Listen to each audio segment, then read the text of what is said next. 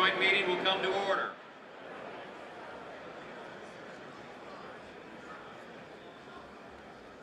The chair appoints as members of the committee on the part of the House to escort His Excellency Benjamin Netanyahu, Prime Minister of the State of Israel, into the chamber. The gentleman from Louisiana, Mr. Scalise. The gentleman from Minnesota, Mr. Emmer. The gentlewoman from New York, Ms. Stefanik. The gentleman from Pennsylvania, Mr. Reschenthaler. The gentleman from Alabama, Mr. Palmer. The gentleman from Utah, Mr. Moore. The gentlewoman from Michigan, Mrs. McClain. The gentleman from Texas, Mr. McCall. The gentleman from New York, Mr. Jeffries. The gentlewoman from Massachusetts, Ms. Clark. The gentleman from California, Mr. Aguilar. The gentleman from California, Mr. Liu. The gentlewoman from Florida, Ms. Wasserman Schultz. The gentleman from California, Mr. Sherman. The gentleman from Illinois, Mr. Schneider. And the gentleman from New Jersey, Mr. Gottheimer. The acting President Pro Temp of the Senate, at the direction of that body, appoints the following senators as members of the committee on the part of the Senate to escort His Excellency Benjamin Netanyahu, Prime Minister of Israel, into the House chamber. The senator from West Virginia, Mr. Manchin. The senator from Arizona, Ms. Sinema. The senator from Pennsylvania, Mr. Fetterman. The senator from Kentucky, Mr. McConnell. The senator from South Dakota, Mr. Thune. The senator from Wyoming, Mr. Barrasso. The senator from West Virginia, Mrs. Capito. The senator from Iowa, Ms. Ernst. The senator from Montana, Mr. Daines. The senator from Iowa, Mr. Grassley. The senator from Idaho, Mr. Risch. All members of the escort committee will exit the chamber through the lobby doors.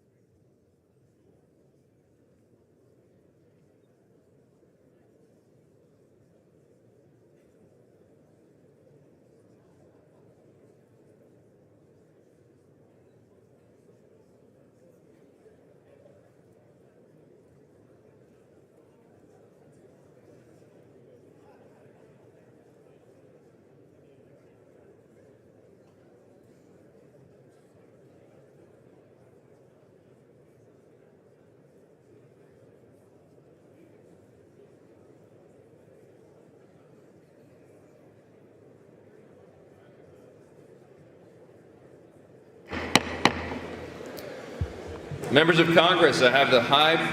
No? Oh. Announcement. Mr. Speaker, the Dean of the Diplomatic Corps.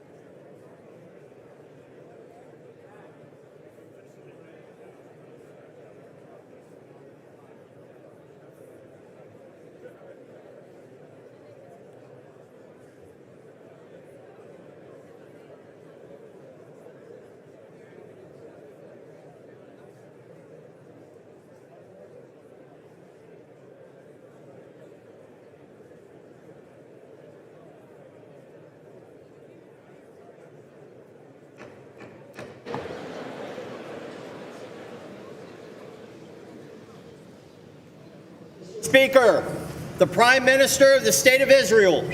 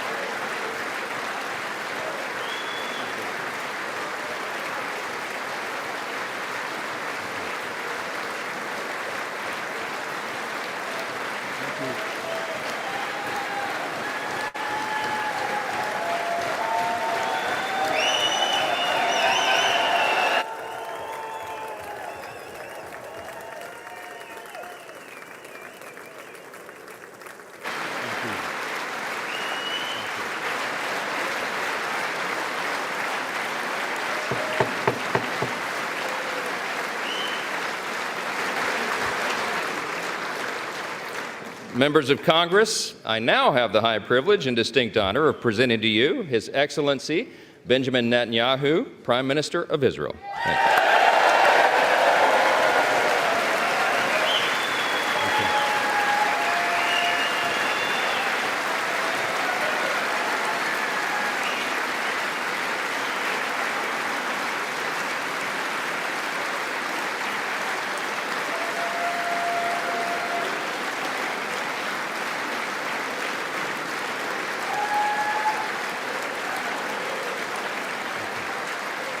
Thank you.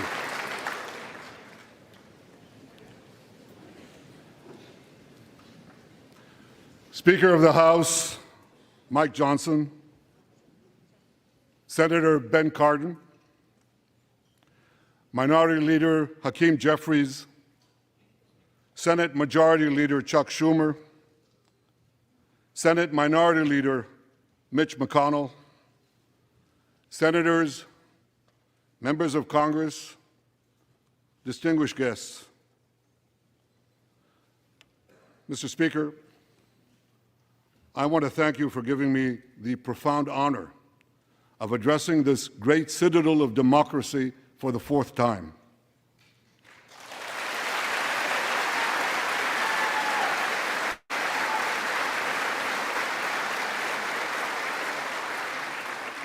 We meet today at a crossroads of history.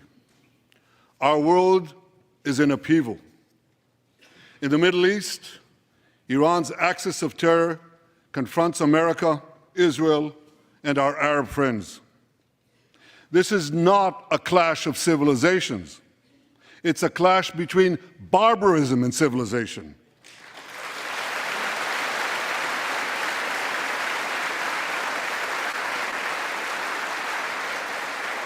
It's a clash between those who glorify death and those who sanctify life.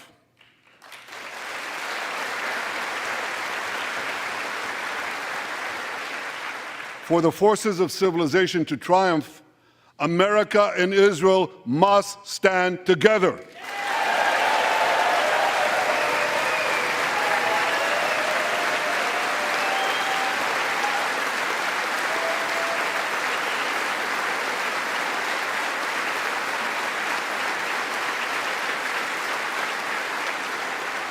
Because when we stand together, something very simple happens.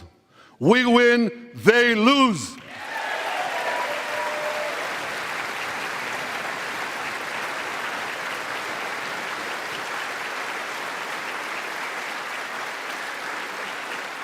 And my friends, I came to assure you today of one thing: we will win.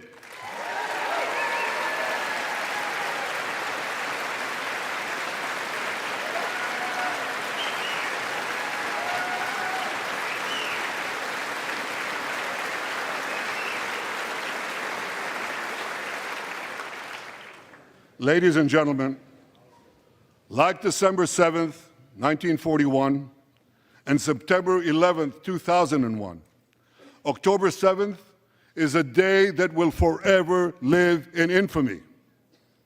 It was the Jewish holiday of Simchat Torah. It began as a perfect day, not a cloud in the sky.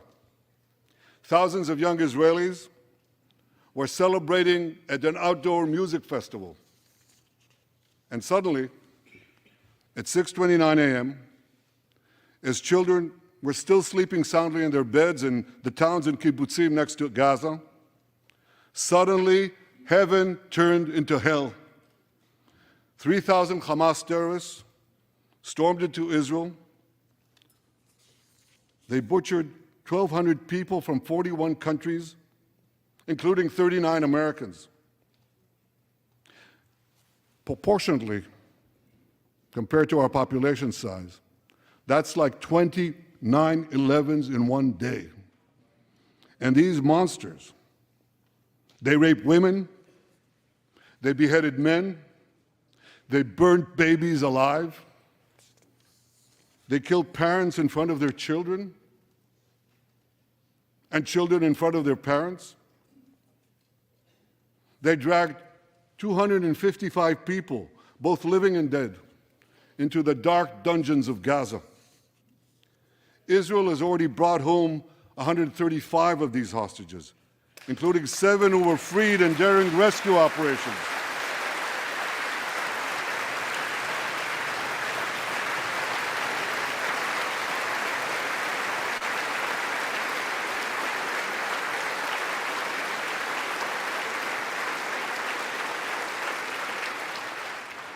One of those freed hostages, Noor Gamani, is here in the gallery, sitting near my wife, Sarah. On the morning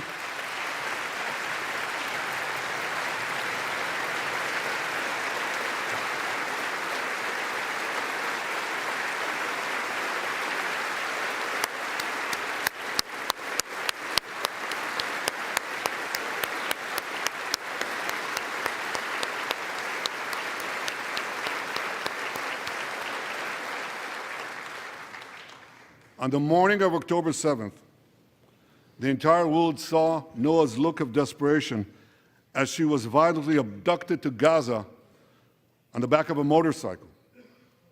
I met Noah's mother, Leora, a few months ago. She was dying of cancer. She said to me, "Prime Minister, I have one final wish. I wish to hug my daughter Noah one last time before I die."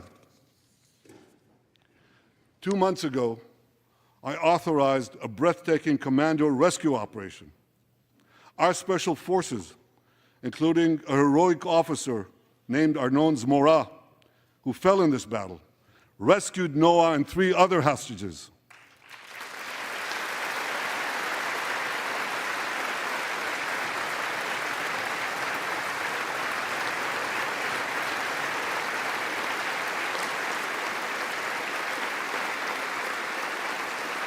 Noah, I think it's one of the most moving things. When Noah was reunited with her mother, Leora, and her mother's last wish came true. Noah, we're so thrilled to have you with us today. Thank you.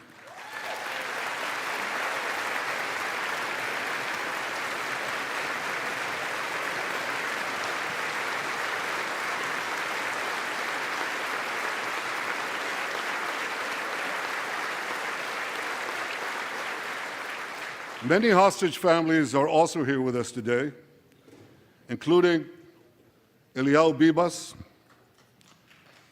Eliyahu Bibas is the grandfather of those 2 beautiful red-headed boys, the Bibas boys, toddlers. And they were taken hostage with their mother and Eliyahu's son. The entire family was taken hostage. 2 beautiful red-haired children taken hostage. What monsters. And with us also is Iris Chaim, whose son, Yotam, bravely escaped Hamas captivity with 2 other Israelis, and tragically they were killed, making their way back to our lines. We have with us also the families of American hostages. They're here.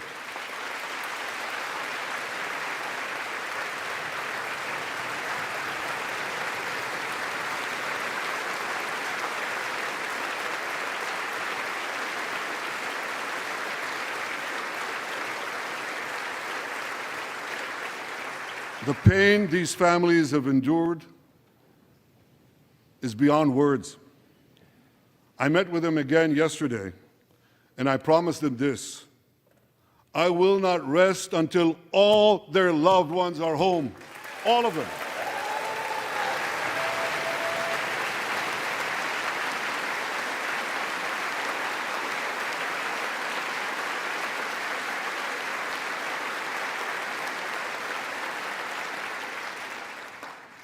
As we speak,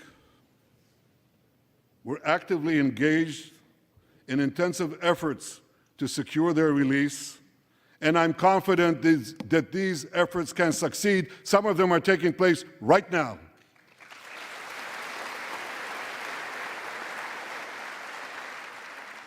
I want to thank President Biden for his tireless efforts on behalf of the hostages and for his efforts to the hostage families as well.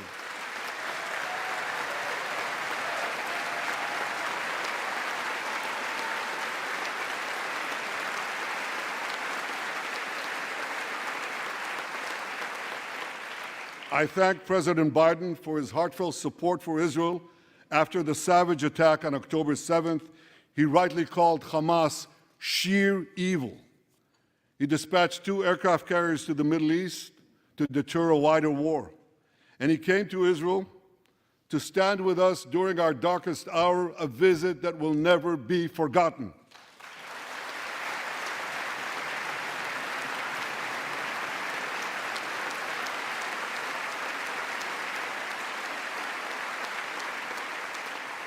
President Biden and I have known each other for over 40 years. I want to thank him for half a century of friendship to Israel and for being, as he says, a proud Zionist. Actually, he says, a proud Irish-American Zionist.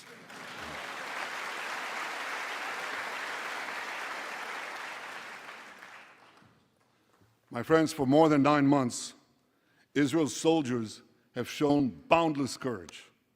With us today,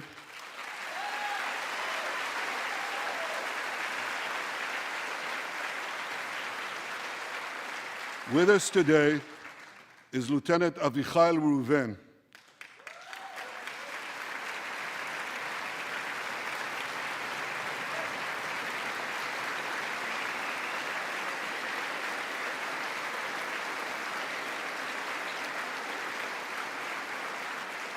Avichai is an officer in the Israeli paratroopers. His family immigrated to Israel from Ethiopia.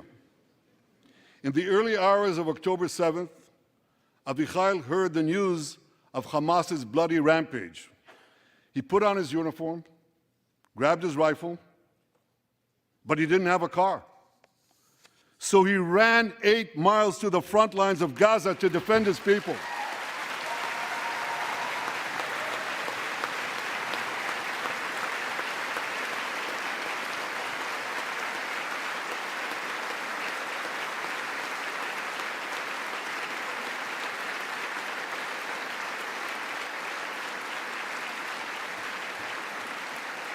You heard that right. He ran 8 miles, came to the front lines, killed many terrorists, and saved many, many lives. Avichai,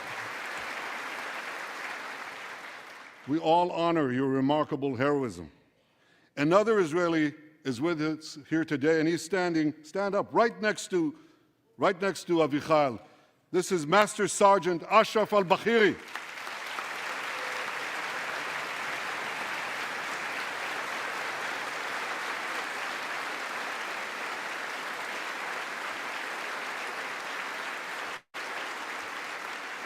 Ashraf is a Bedouin soldier from the Israeli Muslim community of Raat. On October 7th, Ashraf too killed many terrorists. First, he defended his comrades in the military base, and he then rushed to defend the neighboring communities, including the devastated community of Kibbutz Be'eri.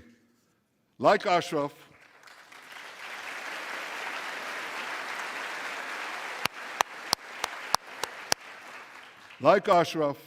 the Muslim soldiers of the IDF fought alongside their Jewish, Druze, Christian, and other comrades in arms with tremendous bravery.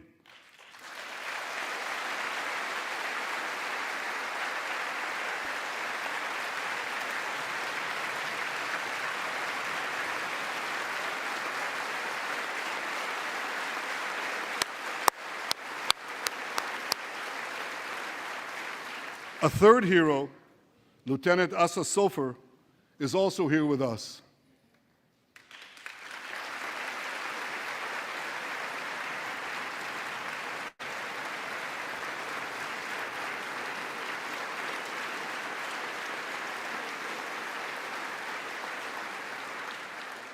Asa fought as an officer in the Tank Corps, and he was wounded in battle.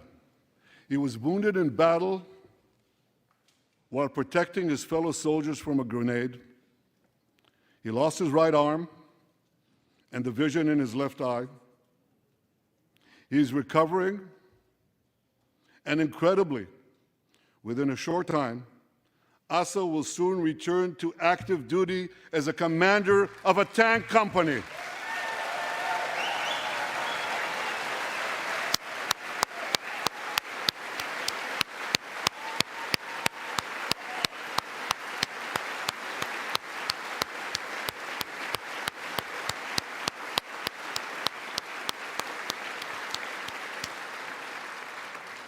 I just learned there is a fourth hero here, Lieutenant Jonathan Ben Chamo, who lost a leg in Gaza and continued to fight.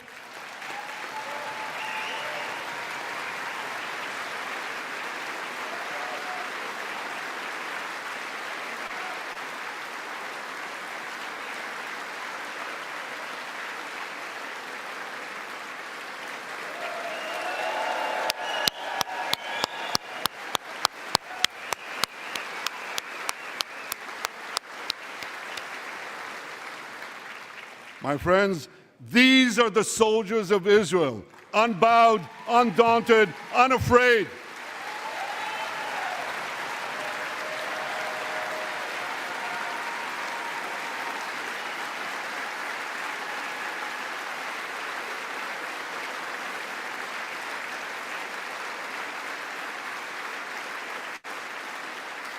As the Bible says, Am kelavi yakum.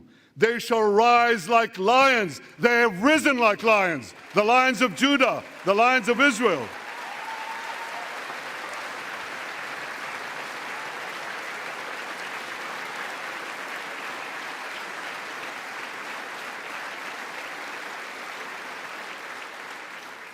Ladies and gentlemen, the men and women of the IDF come from every corner of Israeli society, every ethnicity, every color, every creed, left and right, religious and secular.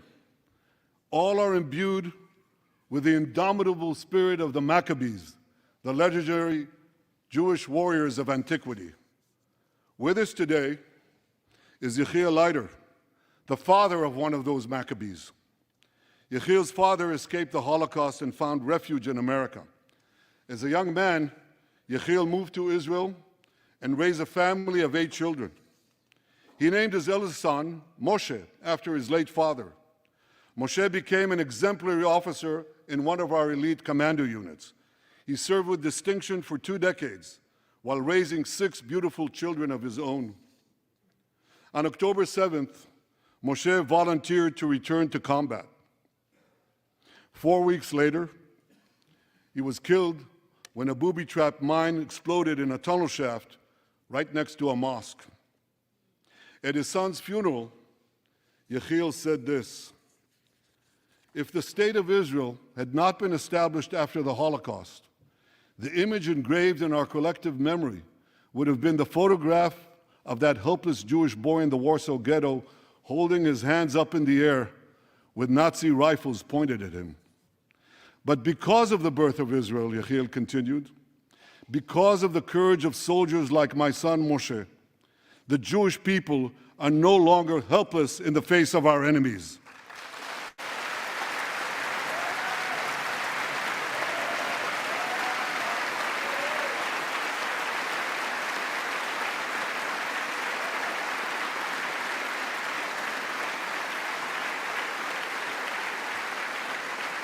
Yechiel, please rise so we can honor your son's sacrifice. And I pledge to you and to all the bereaved families of Israel, some of whom are in this hall today, the sacrifice of your loved ones will not be in vain.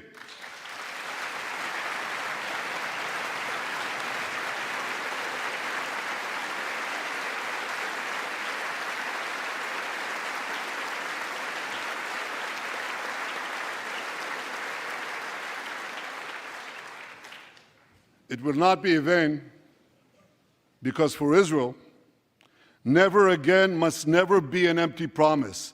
It must always remain a sacred vow. And after October 7th, never again is now.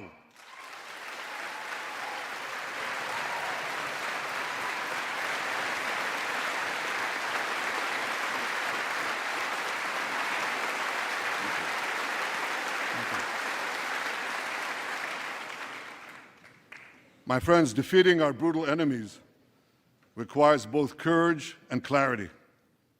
Clarity begins by knowing the difference between good and evil. Yet incredibly, many anti-Israel protesters, many choose to stand with evil. They stand with Hamas. They stand with rapists and murderers. They stand with people who came into the kibbutzim, into a home. The parents hid the children, the 2 babies, in the attic, in a secret attic. They murdered the families, the parents.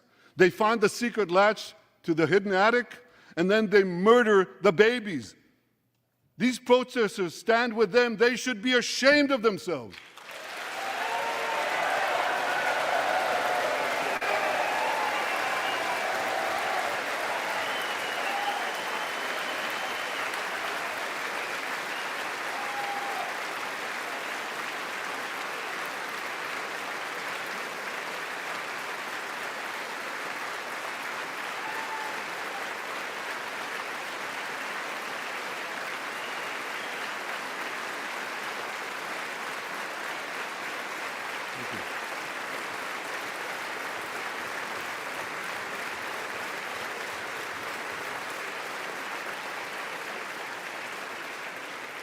They refuse to make the simple distinction between those who target terrorists and those who target civilians, between the democratic state of Israel and the terrorist thugs of Hamas.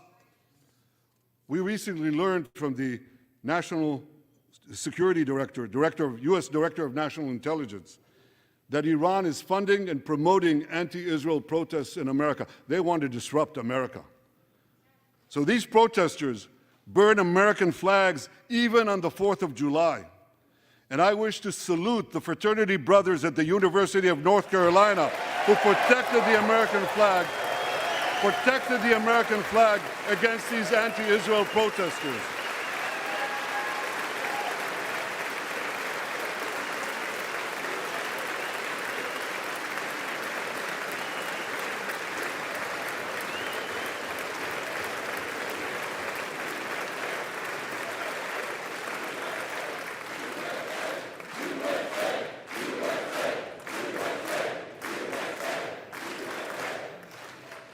For all we know, Iran is funding the anti-Israel protests that are going on right now outside this building.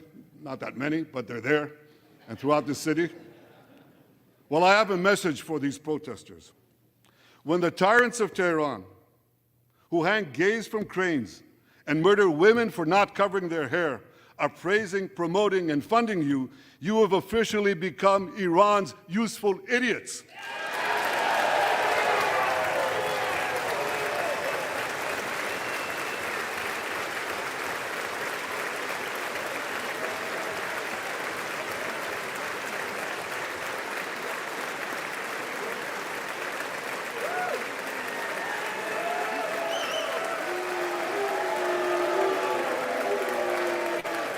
Some of these protesters, it's amazing, absolutely amazing. Some of these protesters hold up signs proclaiming gays for Gaza.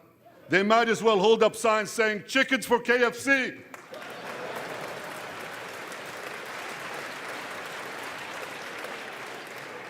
These protesters chant from the river to the sea, but many don't have a clue what river and what sea they're talking about. They not only get an F in geography, they get an F in history. They call Israel a colonialist state? Don't they know that the land of Israel is where Abraham, Isaac, and Jacob prayed, where Isaiah and Jeremiah preached, and where David and Solomon ruled?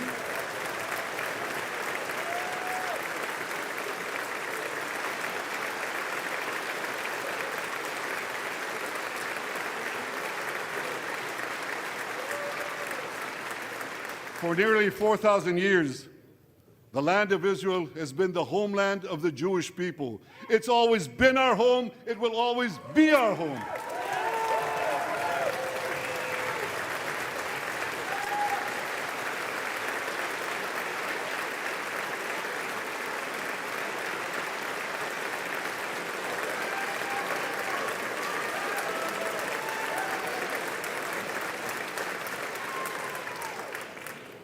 It's not only the campus protesters who get it wrong. It's also the people who run those campuses. 80 years after the Holocaust, the presidents of Harvard, Penn, and I'm ashamed to say my alma mater, MIT, couldn't bring themselves to condemn the calls for the genocide of Jews. You remember what they said? They said, it depends on the context. Well, let me give these befuddled academics a little context.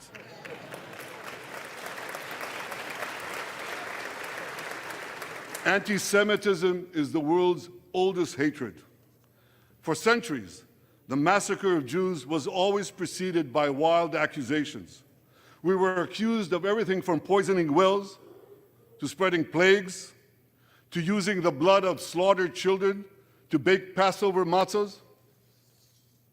These preposterous anti-Semitic lies led to persecution, mass murder, and ultimately to history's worst genocide, the Holocaust. Now, just as malicious lies were leveled for centuries at the Jewish people, malicious lies are now being leveled at the Jewish state. No, don't applaud. Listen. The outrageous slanders that paint Israel as racist and genocidal are meant to delegitimize Israel, to demonize the Jewish state, and to demonize Jews everywhere. And no wonder we've witnessed an appalling rise of anti-Semitism in America and around the world. My friends, whenever and wherever we see the scourge of anti-Semitism, we must unequivocally condemn it and resolutely fight it, without exception.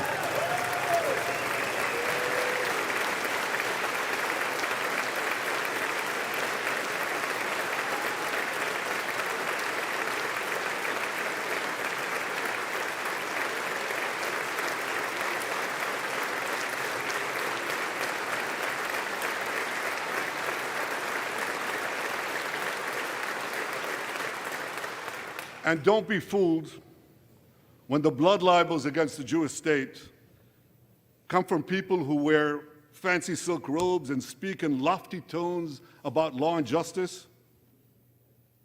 Here's a case in point.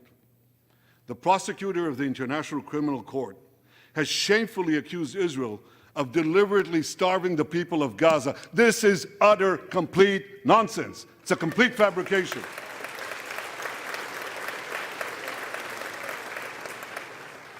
Israel has enabled more than 40,000 aid trucks to enter Gaza. That's 500,000 tons of food.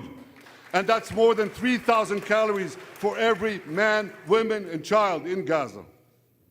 If there are Palestinians in Gaza who aren't getting enough food, it's not because Israel is blocking it, it's because Hamas is stealing it.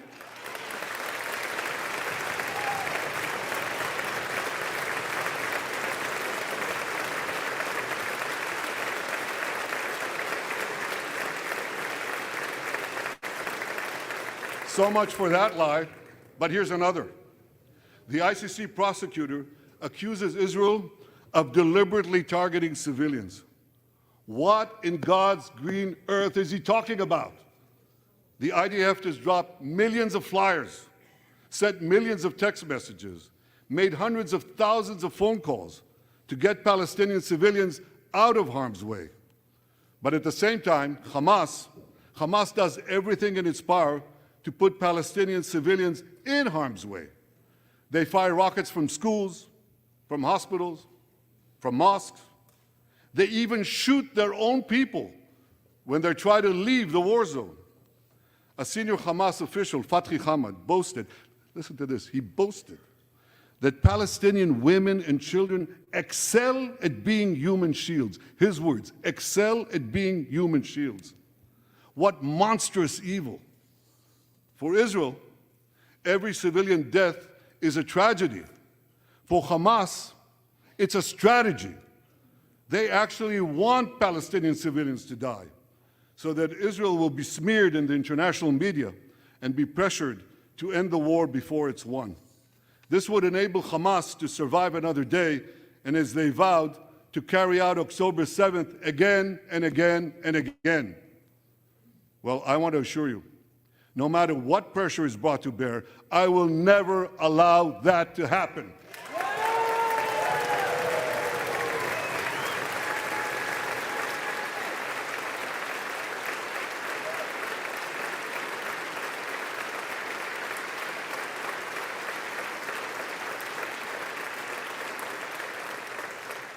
The vast majority of Americans have not fallen for this Hamas propaganda.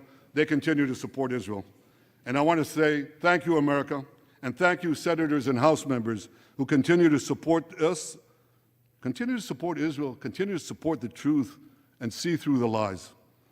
But as for the minority that may have fallen for Hamas's cons job, I suggest you listen to Colonel John Spencer.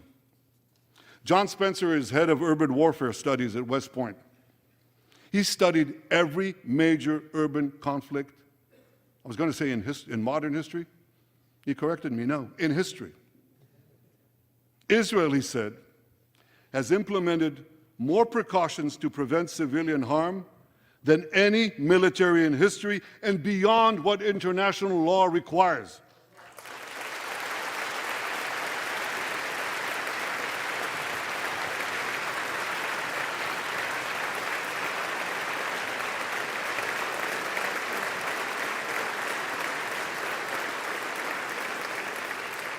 That's why, despite all the lies you've heard, the war in Gaza has one of the lowest ratios of combatants to non-combatants casualties in the history of urban warfare.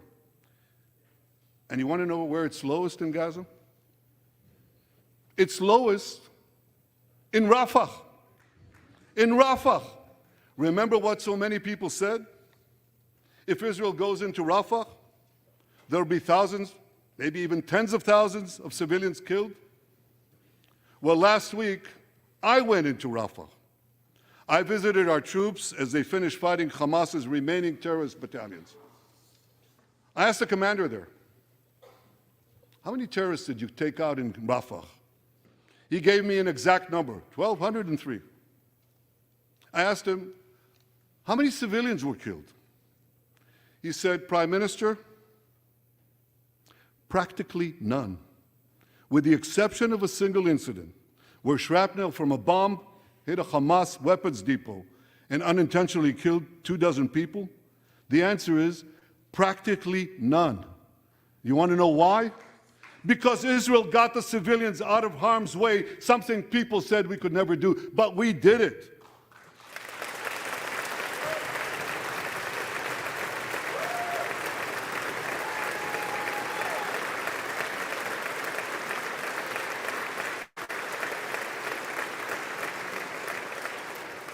These heroes here today, the heroic soldiers of Israel, should not be condemned for how they're conducting the war in Gaza. They should be commended for it.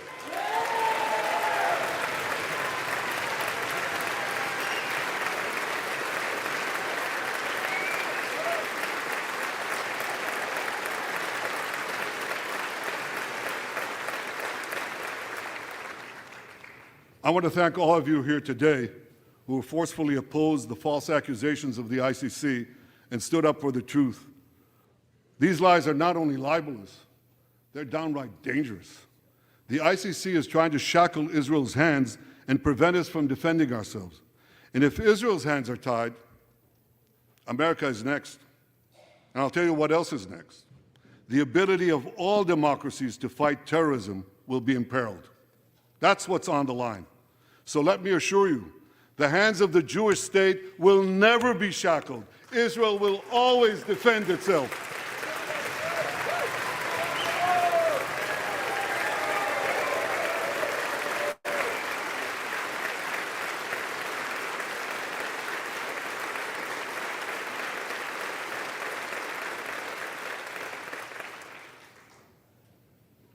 My friends, in the Middle East, Iran is virtually behind all the terrorism, all the turmoil, all the chaos, all the killing. And that should come as no surprise. When he founded the Islamic Republic, Ayatollah Khomeini pledged, "We will export our revolution to the entire world." We will export the Islamic revolution to the entire world. Now ask yourself, which country ultimately stands in the way of Iran's maniacal plans to impose radical Islam on the world? And the answer is clear. It's America, the guardian of Western civilization and the world's greatest power.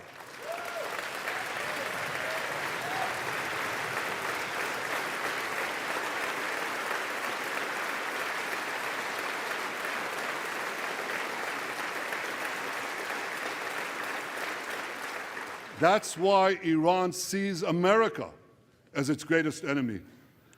Last month, we heard a revealing comment, ostensibly about the war in Gaza, but about something else.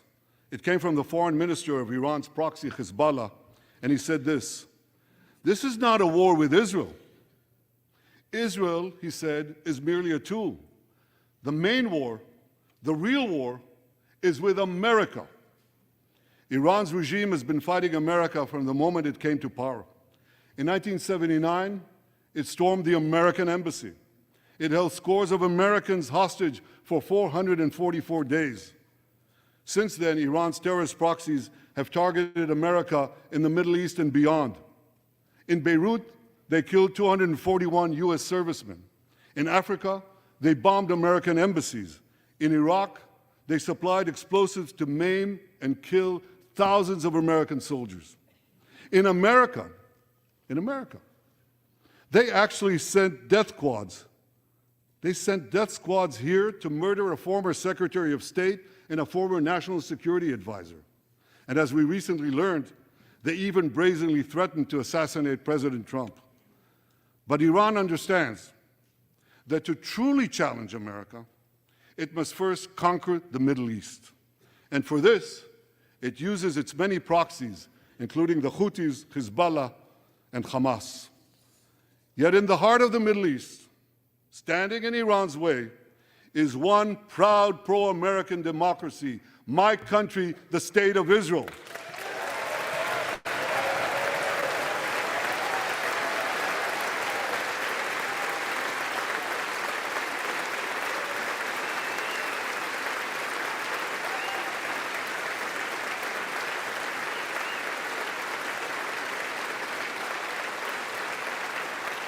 That's why the mobs in Tehran chant death to Israel before they chant death to America.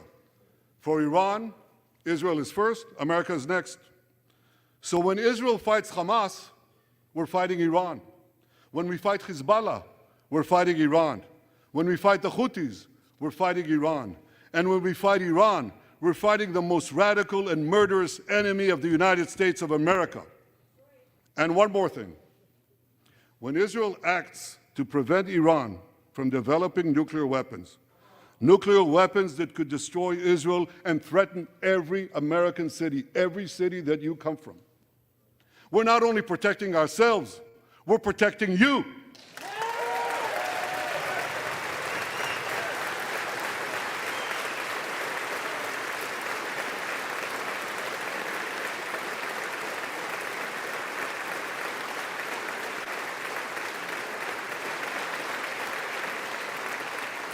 My friends, if you remember one thing from the speech, remember this. Our enemies are your enemies. Our fight is your fight. And our victory will be your victory.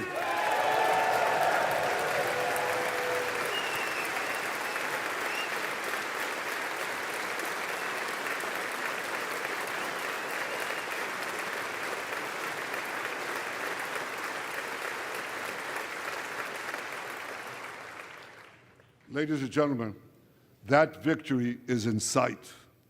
Israel's defeat of Hamas will be a powerful blow to Iran's axis of terror.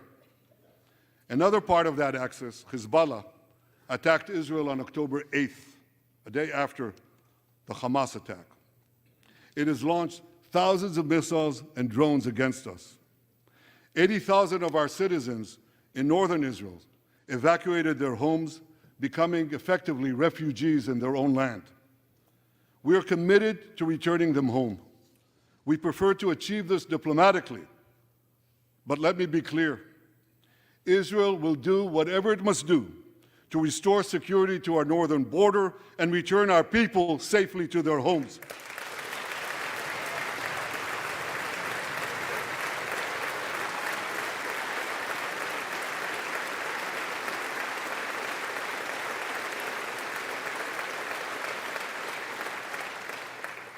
Last Friday, a third Iranian proxy, the Houthis, attacked Tel Aviv with a deadly drone.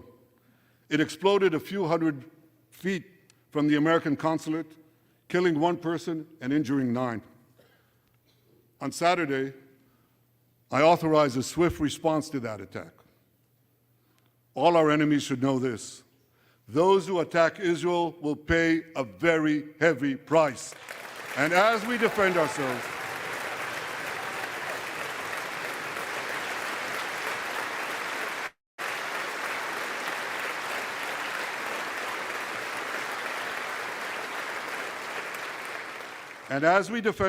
on all fronts, I know that America has our back. And I thank you for it. All sides of the aisle, thank you.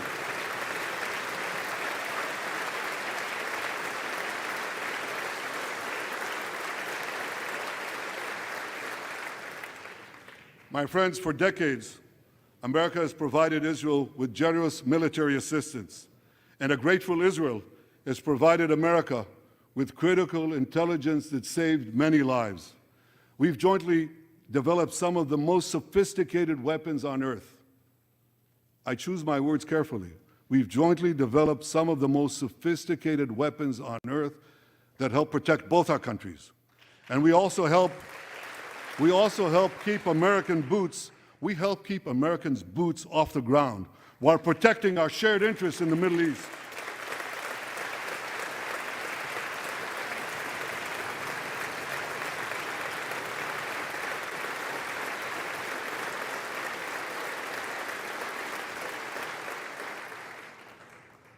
I deeply appreciate America's support, including in this current war.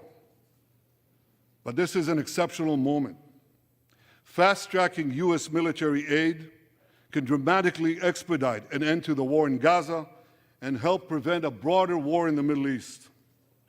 In World War II, as Britain fought on the front lines of civilization, Winston Churchill appealed to Americans with these famous words: "Give us the tools and we'll finish the job." Today, as Israel fights on the front line of civilization, I too appeal to America. Give us the tools faster and we'll finish the job faster.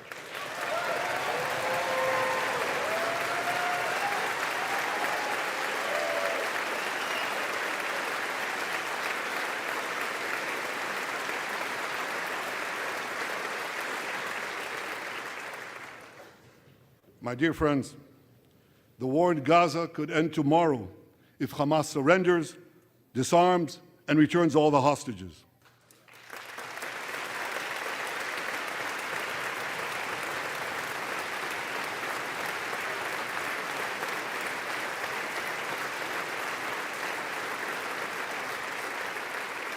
But if they don't, Israel will fight until we destroy Hamas's military capabilities, end its rule in Gaza, and bring all our hostages home.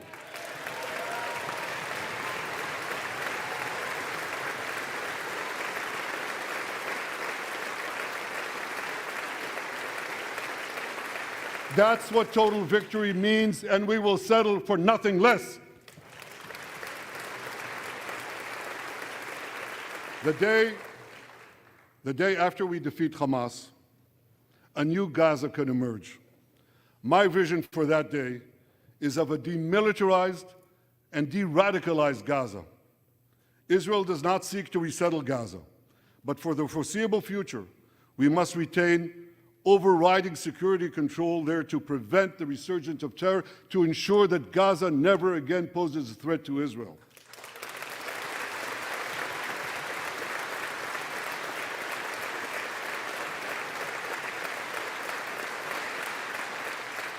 Gaza should have a civilian administration run by Palestinians who do not seek to destroy Israel. That's not too much to ask. It's a fundamental thing that we have a right to demand and to receive.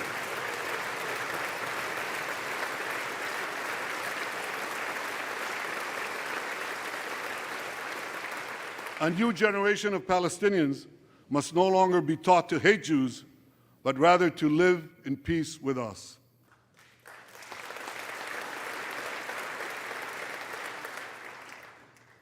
Those twin words, demilitarization and de-radicalization, those two concepts were applied to Germany and Japan after World War II, and that led to decades of peace, prosperity, and security. Following our victory,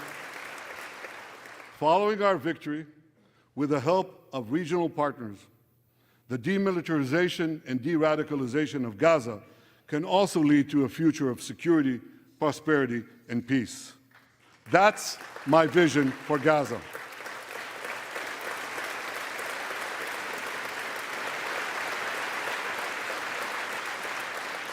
Now, here's my vision for the broader Middle East. It's also shaped in part by what we saw in the aftermath of World War II. After that war, America forged a security alliance in Europe to counter the growing Soviet threat. Likewise, America and Israel today can forge a security alliance in the Middle East to counter the growing Iranian threat. All countries that are at peace with Israel and all those countries who will make peace with Israel should be invited to join this alliance. We saw a glimpse of that potential alliance on April 14th. Led by the United States, more than half a dozen nations worked alongside Israel to help neutralize hundreds of missiles and drones launched by Iran against us. Thank you, President Biden, for bringing that coalition together.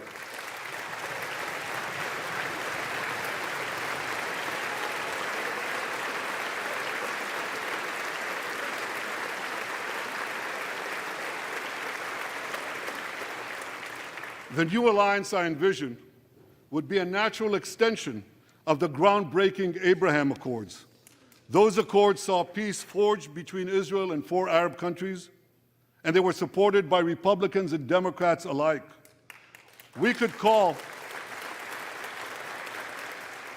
have a name for this new alliance. I think we should call it the Abraham Alliance.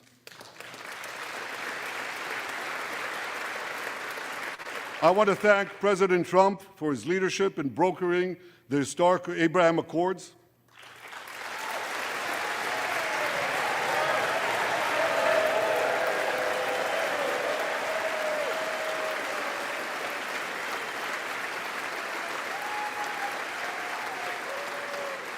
Like Americans, Israelis were relieved that President Trump emerged safe and sound from that dastardly attack on him, dastardly attack on American democracy.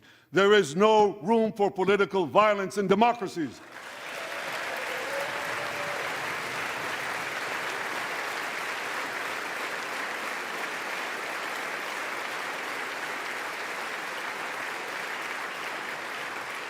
I also want to thank President Trump for all the things he did for Israel, from recognizing Israel's sovereignty over the Golan Heights, to confronting Iran's aggression, to recognizing Jerusalem as our capital and moving the American embassy there.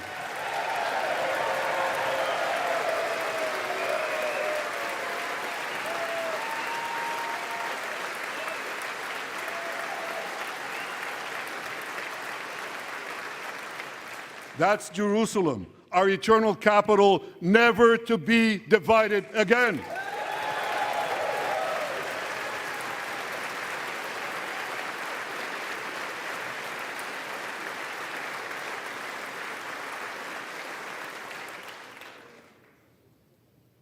My dear friends, Democrats and Republicans, despite these times of upheaval, I'm hopeful about the future.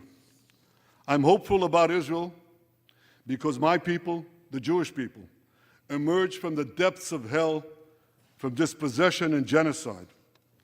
And against all odds, we restored our sovereignty in our ancient homeland. We built a powerful and vibrant democracy, a democracy that pushes the boundaries of innovation for the betterment of all humanity. I'm hopeful about America because I'm hopeful about Americans. I know how much the people of this country have sacrificed to defend freedom. America will continue to be a force for light and good in a dark and dangerous world. For free peoples everywhere, America remains the beacon of liberty its extraordinary founders envisioned back in 1776.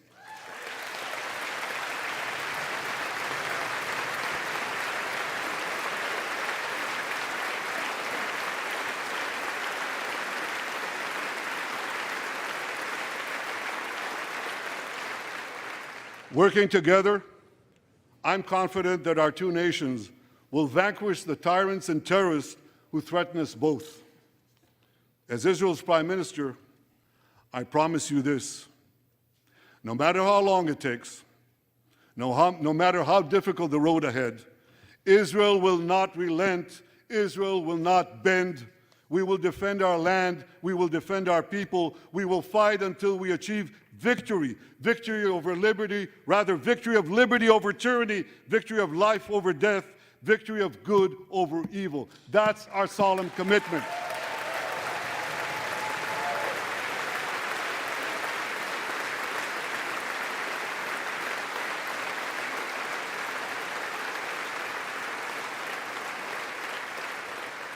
And we will continue to work with the United States and our Arab partners to transform a troubled region from a backwater of repression, poverty, and war into a thriving oasis of dignity, prosperity, and peace.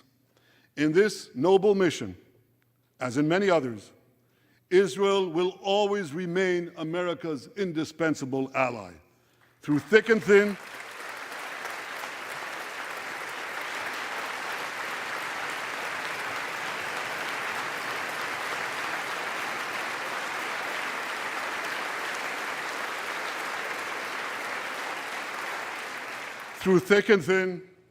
in good times and in bad, Israel will always be your loyal friend and your steadfast partner. On behalf of the people of Israel, I came here today to say, thank you, America. Thank you for your support and solidarity. Thank you for standing in Israel, with Israel, in our hour of need. Together we shall defend our common civilization. Together, we shall secure a brilliant future for both our nations.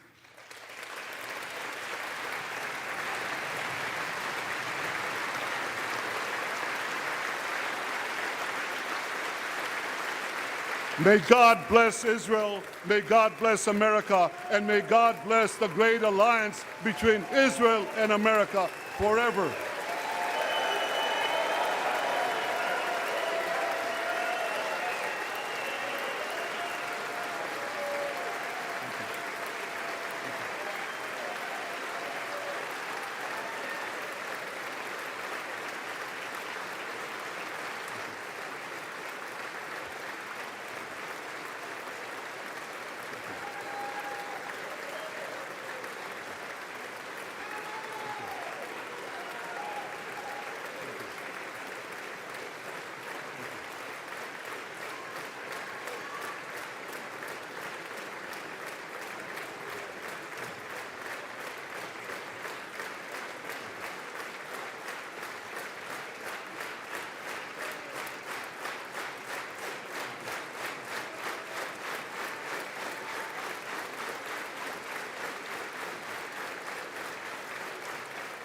Thank you.